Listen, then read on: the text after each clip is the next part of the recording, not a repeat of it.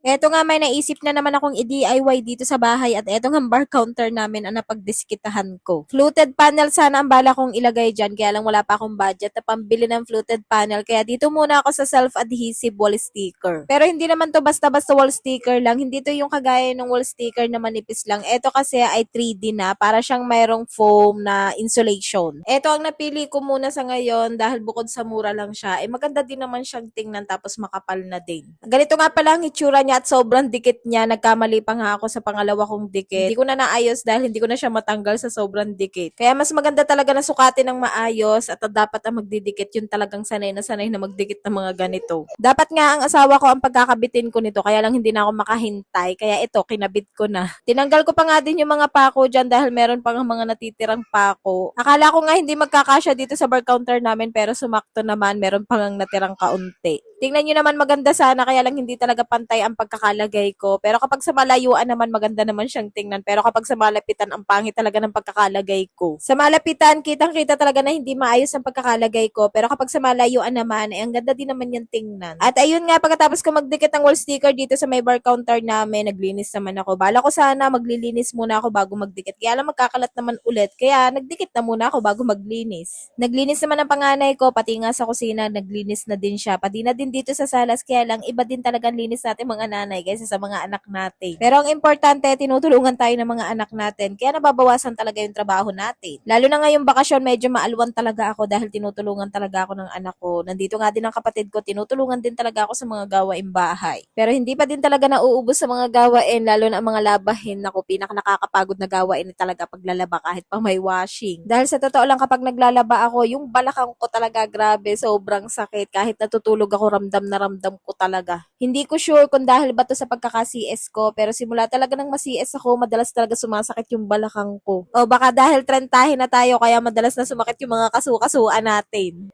Siyempre, pagkatapos ko maglinis sa sala, dito naman sa kusina, okay na naman sana dito, nakapaghugas na ng pinggan ng anak ko, kaya lang meron talaga natira, kagaya na lang nitong tumbler. Tapos, hindi din ayos ang pagkakalinis dito sa lababo. Buti na nga lang tama ang naging desisyon ko na kulay white ang tiles namin dito sa lababo para kitang-kita ko talaga ang dumi. Oh, baka mapansin nyo pa tong gripo kong aesthetic. Ay, wala pa palang gripo, host pa lang pala. Hindi pa din kasi yan naasikaso ng asawa ko dahil sobrang busy pa niya talaga. Pero nakabili na naman ako ng gripo para dito sa lababo namin. Bale, eto nga maghahanda na ako ng panghapunan namin. Pero bago yan, imamarinate ko muna itong nabili naming manok. Yung kasing pangalawa kong anak nagpapabili ng Jollibee sa asawa ko. Sabi ko, nako, tipid-tipid muna tayo. Tama na muna ang take out. Kaya bumili na lang ako ng manok at sabi ko, ako na lang ang magluluto. Makakakain pa lahat. Imamarinate ko lang saglit itong manok bago ko prituhin. Nakalimutan ko pang lagyan ng paminta kaya inihabol ko na lang. Tapos eto, nagtimpla muna ako ng Milo.